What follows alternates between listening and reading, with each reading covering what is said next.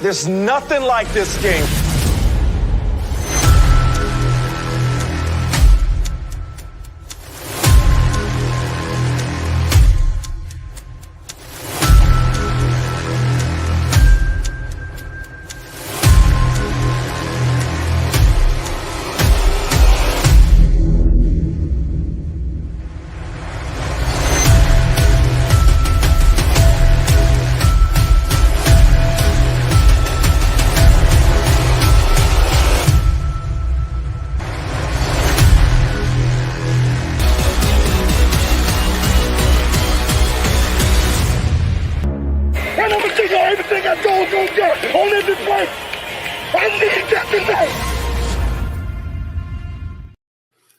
And welcome to another edition of the AATBirds Inside Swoop. Johnny Ulecka is joined as always by Chip. So we're going to talk about it's Eagles Cowboys week. I know the luster may have been a little bit knocked off with some injuries on the Dallas Cowboys side, but listen, it's a rivalry. No matter what it is, it's Dallas week. So we're going to talk about it. Who's knocking off the luster? I'm just it saying, feels good. There ain't no some luster. Listen, the Cowboys are not the team in the NFC East that I'm worried about. I understand that, but still, you can't take any division opponent lightly, and I'll just say that. So, the Eagles, they have to go to Dallas. I'll agree with Ariel here, though. I need this victory. We're going to get into that, but I agree. Yeah, no, we need this victory, and I think the biggest thing with the Philadelphia Eagles in Dallas is they have not won in Dallas since 2017. So there's a lot here now. It's kind of nice because the way I've kind of looked at it this season, Chip, is there's been a lot of the Eagles haven't done. And they've squashed those. Like they haven't ever won in Cincinnati. You know, you had some of these things where they haven't won in so long here. They haven't. This is where you start doing that kind of stuff, which is fine. Also, later on the season, as we get to it, they've never won in Baltimore. So again, there's things that they have to overcome here. But 4-game win streak, I'm loving it. You have a division game here against the Dallas Cowboys. As you see in the upper corner, you got the standings there. The Washington Commanders 7-2, the Eagles 6-2, Dallas Cowboys are 3-5, and the New York Giants are 2-7. So this is good for the Eagles, you know, to get a victory in the division with a huge matchup coming up on that on next Thursday night. But you can also lengthen the lead you have on the Dallas Cowboys, who are 3-5 and who are basically in a free fall. A big time free fall. You know what I like the most about this? What? Is we looked at this Dallas Cowboys team and everybody said they did not do enough, but this is our year squads. Well, that's every no. Oh, no. This is your year squad said it's going to be fine. It's going to be fine. We got Ezekiel Elliott back. He's going to be great. We locked up Dak. That's going to be great. It's really funny. It is really funny with how bad the Cowboys are. And even their big trade deadline move, Jonathan Mingo, they grossly overpaid for. And it is almost comical. Like watching the Dallas Cowboys operate is a train wreck. It is a beautiful train wreck. It is not their year. You know, you benched Ezekiel Elliott because he showed up late to meetings. You don't give Dalvin Cook the ball literally at all. You've got one wide receiver. Now you go and get Jonathan Mingo. That's not going to do anything for you. I don't know what the Cowboys are doing, but gosh darn it, if I don't love watching them not do it. So you take a look at, you talk about the Dallas Cowboys here, and Dak Prescott has a torn hamstring. You know, today was talking about potentially tore a little bit off the bone, so he's going to be out. Going to probably be placed on IR, which is a minimum of 4 games. He's not going to be playing this weekend. So it's Cooper Rush that's going to be playing. And you take a look at CeeDee Lamb, didn't practice, has an AC joint issue with his shoulder. Whether or not he plays, it's up in the air right now. It looks to be that they are going to be most likely getting back Micah Parsons and Deron Bland. So they'll be getting some guys back on defense. But, you know, when you take a look at this game and you take a look at what the Eagles have done really, really well after the bye week, and that's establish a running game and make that the focal point of their offense. And that is a key thing to this game, because when you take a look at the Dallas Cowboys, that is one thing that they struggle with is run defense. So if the Eagles are able to impose their will like they've been doing to said teams that they've had on their schedule the last 4 weeks, that is where you can decisively take over this game and be able to let me ask you. Will. Go ahead. Now, let me ask you, though. Is Dallas struggling stopping the run game because Micah Parsons hasn't been around? The numbers skewed. We're coming off of a day where we looked at a lot of skewed numbers and saw results that we didn't necessarily like or dislike. I just worry that maybe we're reading into the numbers just a skosh too much again, and we're going to find out. And then there's the other question of, well, do we want to continue giving Saquon the ball for 30 touches? First off, everybody needs to shut up. Saquon Barkley needs to touch the ball as much as Saquon Barkley needs to touch the ball. That's number one.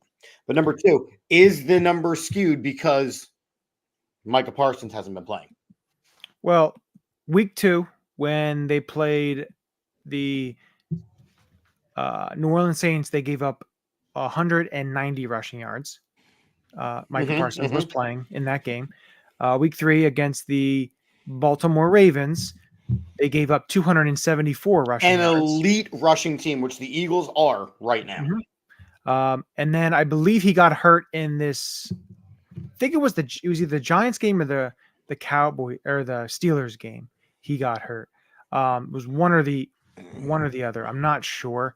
But listen, even if he's on the field, he's not gonna make their run defense go from okay to great. Like, he's not that kind of player. He's gonna put pressure on the quarterback and stuff like that. But the way the Eagles are running the ball, it's like this is what I think of it. Is the way the Eagles are running the ball, it doesn't matter who the run defense is, they're able to get yards. Like, Jacksonville had a very stout and very good run defense. Their pass defense was one of the worst in the league. And the Eagles were able to run the ball and impose their will on the Jacksonville Jaguars. And I just think they're able to do that this weekend. They're going to be able to control the game and do what best this offense does, is be able to control the pace of the game and to be able to control what they want to control. And that's huge when it comes to this offense, especially the last 4 weeks. I mean, okay, so looking at this Cowboys matchup, right? Dak Prescott was most successful when he had a play action pass to rely on. He hasn't had that all season, and his numbers have not been anywhere near as good. This, to me, is not a situation where I am afraid of Cooper Rush, but for the fact of he has nothing to lose. So I do see a potential where they could throw the ball all over the place because they don't have a run game. But I could see them overusing CeeDee Lamb.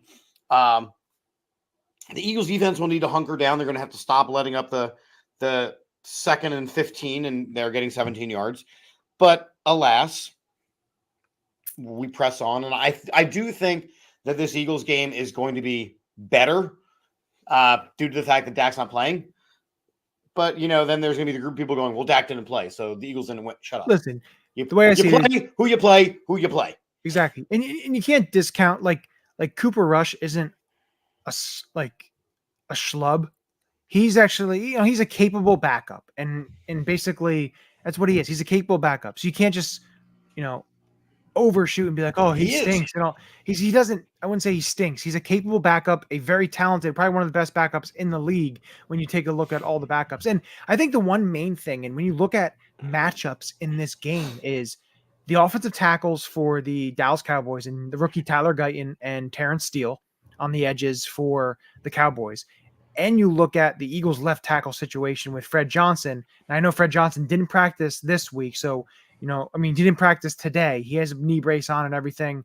I think he'll play in the game. But if Micah Parsons is back, then that is a matchup that you have to take a look at and keep an eye on because, Fred Johnson isn't Jordan Mailata, and Micah Parsons is a top tier pass rusher in this league. So there's some matchups to look at along the lines of that. And hey, I think, the other good thing, the good news for the Eagles are Darius Slay was at practice. AJ Brown was practicing and Dallas Goedert was practicing. Dallas Goedert mentioned he's going to be back. He doesn't see him not playing. So that's great. You're starting to get some reinforcements back. You're starting to get, Slay and Goddard back and, a healthy AJ Brown. That's always good to see. But, and again, the injury reports we'll take a look, you'll keep an eye on as the week goes on. But some good news right now out of the gate when you take a look at this Eagles team and their health status right now. I mean, here's what it comes down to. And again, I like to venture on and look at the teams that we're going to play. I am not afraid of this offensive line for the Dallas Cowboys other than Zach Martin, who's not really the same player that he used to be. Jake Ferguson is a pretty solid pass-catching tight end, but a better blocking tight end. Their running backs do not scare me at all. Cooper Rush scares me moderately. I'm kind of hoping we get all the way down to Trey Lance just so we can all enjoy a good laugh. Wide receivers, I mean, we know what CeeDee Lamb is. We know the speed that Kevontae Turpin brings. Mingo's not going to be anywhere near. They may have Brandon Cooks back potentially as well. I know he's not great, but he's a viable option in the pass game. And then kind of you peek over to the defense, and the defense isn't what it used to be. Like, Trayvon Diggs is one of my favorite examples of like just a pure Dallas Cowboy, which is it is literally all or nothing. And I love watching him get beat on route after route after route. This is actually a game where I wouldn't mind putting a little more emphasis on the passing game. As long as everybody is healthy, why not? Because they've got one really good corner who gets beat 50% of the time. And he's dealing with a partially torn calf. So that's what I'm saying. He's dealing with an injury, which, how much does it affect him? I don't really know, but, we'll see. The Eagles can exploit them in the passing game as well. Listen, the big thing is if the Eagles are able to run the ball and they're able to get chunk yards out of their run game, that's just going to make the under center play action game so much more lethal, because if you have linebackers cheating up and you have DBs looking in the backfield, you can get one over the top. And the Eagles were able to do that against the Jacksonville Jaguars with Devontae Smith. The one play, able to get over the top and be able to get a huge pass play. So, we're going to look at that because, of course, that's also part of this new style offense that they've started to do after the bye week, and using more under center, using some motion, using the play action game and the pistol, and using a lot different than what it was early first couple games of the season of a lot of vanilla just standing in the shotgun and not really do much of anything after the first game of the season. So it's good to start seeing that all coming up. But so I'll never take this game lightly because and especially after I thought that the Eagles would hang 42 on the Jacksonville Jaguars. Listen, you can't take any I don't care who's playing. I don't care who the quarterback is. You cannot take anyone lightly because just take a look. The Jameis Winston-led Browns beat the Ravens. And then the Ravens go ahead and absolutely, dismantle the Broncos. Mollywop. Listen, you can never take anyone. It's the NFL. It's hard to win the NFL. So you don't take them lightly. And you're right. You are. Right? You're absolutely right. You're absolutely right. You can't take any. Look, that's why they play the games. The Bryce Young-led Panthers, they won last week. I mean, you're right. You can't take anything for granted. But with the trajectory that this team is on, the only thing that I think is going to stop the Philadelphia Eagles is letting Nick Sirianni make too many choices. Yeah. No, I think Nick Sirianni hopefully is the aggressive nature and everything. Like, I get it. I understand certain points. Certain points I get. I understand. Johnny, it's gotten to a point where it's stupid. But again, you're on the road. If there's a point where you can get 3 points, you get 3 points.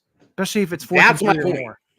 Like, take the points, get the points, because they've been lucky in certain games, and it's hurt them in other games. The Atlanta game is one of them that it hurt them because there was opportunity there to take points and they didn't do it.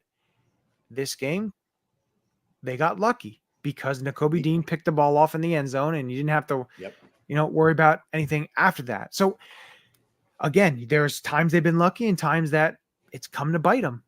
And listen, I don't want to have that situation. That's not something you want to see. And that's kind of the point is I don't want to, especially with a division game, especially with you trying to climb to the top of the division, especially with you having a huge matchup looming on a very quick week. Yeah. This game against Dallas, you can't crap the bed based on coaching choices. You have to go out. You have to take care of business. You have to get out of there healthy, and you got to get ready for the battle that's going to be the Washington Commanders on national television. I absolutely agree with you. No, I absolutely agree with that. But you don't need to be cute. You don't need to be cutesy. You don't got to mess around and, we liked our analytic. No. You have an all-pro kicker. No. Let him kick the ball. No, you're right. I 100% agree with you with that, especially, and you don't throw him out there for a 57-yard field goal when he's been cold all game, essentially. And they weren't even letting him kick extra points. Yeah, they true. weren't even letting him kick extra points. He was absolutely cold. Actually, you know what? Let's really get into it. He wasn't kicking field goals. He wasn't kicking extra points, and he doesn't even do the kickoffs anymore. He was stone cold. Mm-hmm. No, you were absolutely right. Absolutely cold, and I don't want to see that. But taking a look, some other news. Saquon won his, I think, third Offensive Player of the Week award this week, which is awesome to see. Apparently, it's the most. Actually, he's matched his total of all of them that he's won as a member of the Giants. So, in a span of 8 weeks, he's matched his total his whole career with the Giants. So, that's pretty cool to see. He's still paving his way. To me, it's him and Derrick Henry going back and forth with the Offensive Player of the Year right now, as the way you look at everything lining up. So that's an interesting aspect there. I saw another thing too about MVP candidates, and there was like 4 boxes of MVP candidates. Jalen Hurts is in there. He's in as one of the MVP candidates. I don't think Jalen Hurts is in the competition to win. Why not? Because he's on pace. Yeah, again, if we're looking at just the numbers, fine. I don't even think right now he's the most valuable player on this team. Saquon Barkley is the most valuable player on this team. Last 4 weeks, he's been pretty good. And also, he's the only player, I saw something today, he's the only player to have a passing touchdown, a rushing touchdown, and over a 115 passer rating in 3 straight games. No one's ever done that. Yeah, Cam Newton didn't do it. Lamar Jackson hasn't done it. So it's something he's been doing some pretty cool stuff, and he's playing good football right now. And listen, when you play good football, he's playing very, very well. I'm not denying that. I'm not saying I don't like how he's playing. I'm simply saying that if you are ranking the most valuable players on the Philadelphia Eagles, I do not think that is Jalen Hurts right now. I think that is Saquon Barkley. Yeah, it could go either or. I get that. But I think another thing too that is very good to see, and we talked about it in the recap on Sunday night, was Jalen taking the check down, progressing, and dumping it off. Because if he's able to manufacture that and make that part of his game, it's just going to make him so much more dangerous as a quarterback. Because if he's hitting those short routes and getting 3-4 yards, getting a few yards, or they can break it and make it into something instead of trying to go over the on the sideline, trying to make deep throw, vertical, but able to do those check downs when those balls down deep aren't there. I think that's a great sign. And is bringing back Dallas Goedert going to make that more difficult? Because right now he has no problems checking down to Grant Calcaterra and Saquon Barkley. He didn't even have a problem checking down to Ben Van Sumeren. I worry that he's going to force the ball to Dallas Goedert. I wouldn't say Because necessarily. it's just one more read, which is just a little longer that he holds on the ball. It's the same thing if Grant Calcaterra was in the game, and he's been hitting Grant Calcaterra on certain routes. I disagree. I disagree that it's not the same thing. See, Grant Calcaterra is an absolute last option, right? It's a, hey, there's no one around. There's the ball. Dallas Goedert is expected to get looks and touches. I still think and I don't want him to force it. I still think it's essentially the same thing. When you're looking through reads, you're going through your progressions. You're going AJ, Smitty, Saquon, Dallas. So, he may wind up being that last read and then dumping it off to him. So I think that at a point, yes, it's still the last read. But we'll see. We'll see how it works. We'll see how it manufactures. We'll see what it looks like with the offense and, how they go up against this Dallas Cowboys defense. But I want to get into I know it's going to be a short episode this week. Because we blocked out a time to talk about the trade deadline. Oh, I'm sorry. Okay, we talked about trade deadline, so that was a pretty good talk. Yep, they cut Albert out. Moving on. Okay. Well, so let me ask you. Can I ask? Yes. I know you wanted some things. I know you wanted some movement. What are your thoughts with the Eagles standing pat? Are you happy? Are you concerned? Talk to me about your thought processes. I want to see an edge rusher. I want to see another edge rusher. That's just what I wanted to see. It didn't have to be a huge splash. It could have been a because you and I talked about this Sunday night. Bryce Huff had 6 snaps. Yeah, I know he said they said he was dealing with a hand thing through pregame. Okay. But Sirianni kind of talked about it today and did mention about Jalex Hunt doing really well in practice and playing really well. He may start to get some reps there. So if that's the case, how crazy would that be if Jalex Hunt starts replacing Bryce Huff, who we paid a significant amount of money for? I understand. I just think there needs to be an extra guy for a rotation. So if Jalex Hunt's going to be that guy for a little bit of into the rotation, okay, then I'm okay with that. I just think just keep an eye on potentially with some of the bad teams, there could be a veteran or two on that gets waived or cut. So just keep an eye on that. I know you were kind of chomping at the bit for Zadarius Smith, and that clearly didn't happen. No, that didn't happen. But I'm just saying, remember in 2022, the Eagles signed Ndamukong Suh and Linval Joseph after the trade deadline. True. Now, I'm not saying they're going to make additions like that, but don't be surprised if they make one, maybe. Like it could potentially happen, especially if, an injury happens or whatever it may be. Potentially I could see that as something. So yeah, they weren't very active. Okay. That is what it is. It's fine. But potentially they could sign somebody that either gets cut or let go. But if they do, we'll talk about it. But as of right now, they're just going with what they have. My take on the trade deadline is I was not surprised that they didn't make any moves. I was happy there was a bunch of moves made though, because it made it a little bit active. I like that. Usually it's not that active. It's changed over the last couple of years though.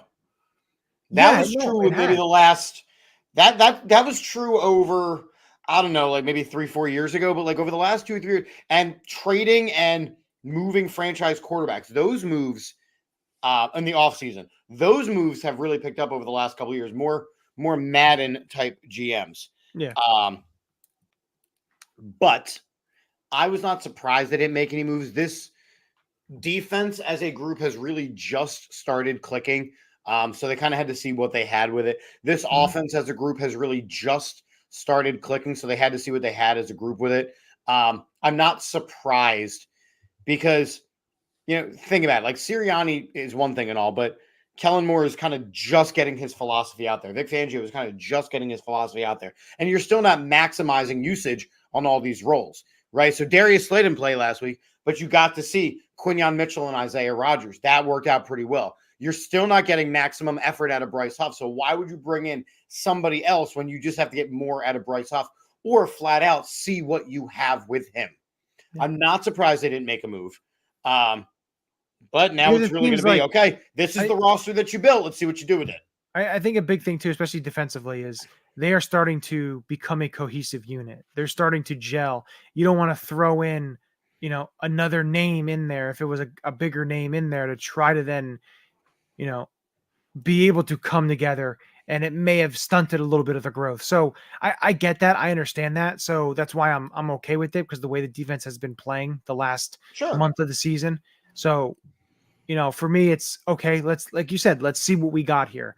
It would have been cool. It would have been sexy, right? If they made a move, we could have had something to talk about. But in reality, they have a roster and they need to see what they have.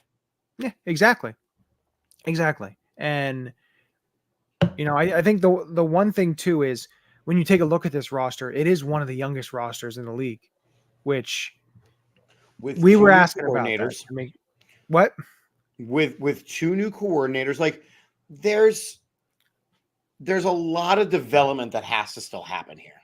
Oh yeah, I absolutely agree. There needs to be development, but I think what you have in place here is some damn good coaching. When you take a look at these coordinators, and they're getting the most out of some of these guys, and you look at a guy like getting more out of some of the rookies. Yeah, and you look at it, even some of the young players. A guy like Nakobe Dean stepping up after he struggled to start the season.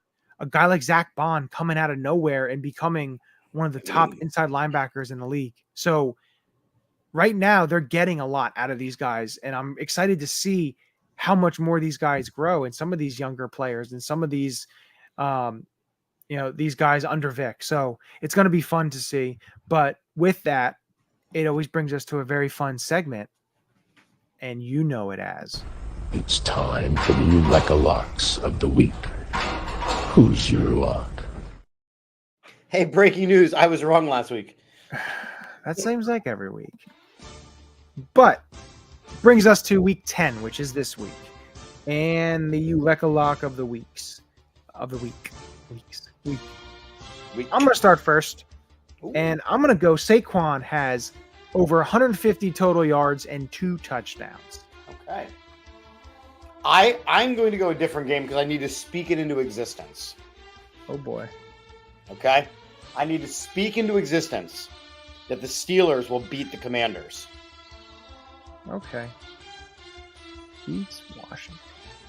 It's gonna be a tough matchup. It's gonna be a good game. I'll be honest, that's gonna be a great matchup. So that should be it. You told me in the beginning of the season that the Steelers Commanders game would be one to watch. I would have called you a liar to your face. I don't disagree. I probably would have said the same thing. I probably would have said maybe Except I said that the Commanders were going to be good. Well, you were right sometimes. Lions Squirrel gets twice a day. Or that one. That one works too. But yeah, so we'll see how our locks go this week. It should be fun to watch. But now brings us to our prediction. Philadelphia Eagles and the Dallas Cowboys. I will let you start, Chip, with your prediction for this game. I love this Eagles offensive matchup. I also love this Eagles defensive matchup. However, it is still an Eagles-Dallas game in Dallas. It is still a divisional game. So I'm going to be more moderate with my pick. Right? I would normally go like humongous victory here. I do have the Eagles winning. But I'm going to go with a modest 35-10 victory. How is that modest? Because 35. John, you've been potting with me for like 3.5 years now. You knew I was going to do something stupid. True. You know, I don't disagree with you there. But the way I look at this game, and Cooper Rush is 5-1 as a starter. His only loss Who's that was one to the lost to? Philadelphia Eagles. Yeah, it is. And he's going to get his second loss to the Philadelphia Eagles. Because I have the Eagles being able to control the run game, going to be able to control the ball, and I have them winning 27-16. It's an odd number. Yeah. Got a couple field goals. Brandon A lot of Aubrey's going to leave jury duty. A lot of field goals. But, yeah, jury duty. But no, I think the Eagles get the victory. Jerry duty, as we call it in Dallas. That's bad. Yeah. But the Eagles I think the Eagles will get the victory. and move on to 7-2 in a huge, big-time matchup. Yo, when you take a it's look going to at be I can't wait to prep next week's game. They got one heck of a turn that off. I think they have a pretty long bye. Like they don't even have a bye week yet. Washington, no. I think their bye week is later. So, yeah. So they play the Steelers this week. They play the Commanders, and then Cowboys, and then their bye week is after the Titans game. Then the Titans, yeah. So their bye week is the week of December 10, 5th 11, and December 12, 8th. Yeah. 13. So they have a week 14 bye. Week 14 bye. Talk about getting lucky and getting a late bye as you go into the But stretch. again, they weren't supposed to be a good team, so. Well, Except yeah, that's what they were. it's what it is. It is what it is. So we'll see. I don't know. That Marshawn Lattimore move is we're gonna talk about it next week, but oh mama. Yeah, it's If you can still play worth a damn, that's a big move. It's an That is a interesting playoff move right now. But no, it's an interesting move. But we'll see. We'll see how the Eagles play this week against the Cowboys. A 4:25 matchup on CBS with Jim Nantz and Tony Romo. It's gonna be weird seeing It's gonna be kind of weird seeing an Eagles Cowboys. Wait a second. Timeout. Flag on the play. Hold on a second. Hold up. I understand that Tom Brady has rules about who he can and can't talk to. You're telling me that Romo's allowed to call a Dallas Cowboys Philadelphia Eagles game? Why not? He once was the quarterback of the Dallas Cowboys. So does it really matter? Does to me. I hate that guy. It's not like he played with maybe 1% of the players on the Cowboys now. I think it was just Zeke and Dak at his last year with the Cowboys. So Well, sounds good. it's whatever. Not a big deal. But it's just going to be strange seeing the Eagles Cowboys play on CBS. That is a weird. It's just like because usually it's funny because you see those games on Fox, NFC, Fox, AFC. Yes, that's how it used to be. Not anymore. But also, Eagles Cowboys used to always either be on Monday Night Football or Sunday Night Football at least one time a year, and it's not this year. They're both 4:25 games. One's on CBS, one's on Fox. So, yeah. Alrighty. So with that, as we always end it, we say those very special 2 words. Dallas sucks. That is also one too. Dallas sucks. Go Birds. Go Birds. This is Matt Ware. Hey, for all the Eagle content you need, go follow All About the Birds. They do a damn thing. Check them out. Hey, Eagles fans, I may be in Tampa, but I know where